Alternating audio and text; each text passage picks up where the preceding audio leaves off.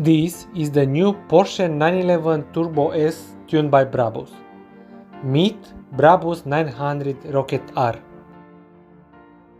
The new supercar is powered by a tuned version of the 3.8-liter Porsche engine, making now 900 horsepower and 1000 Nm of torque.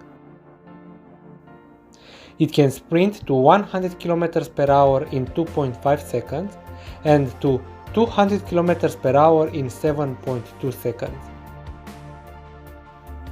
The maximum speed is limited to 340 km per hour. The exterior gets a complete body kit called the Widestar bodywork. It features many carbon fiber elements, including a new lip spoiler at the front, new air outlets in the wheel arches, and a new diffuser at the back. Other upgrades include 21-inch or 22-inch Brabus Monoblock P Platinum Edition forked wheels with a 5-spoke design. Prices for the new Brabus 900 Rocket R 1 of 25 limited edition start at €462,000.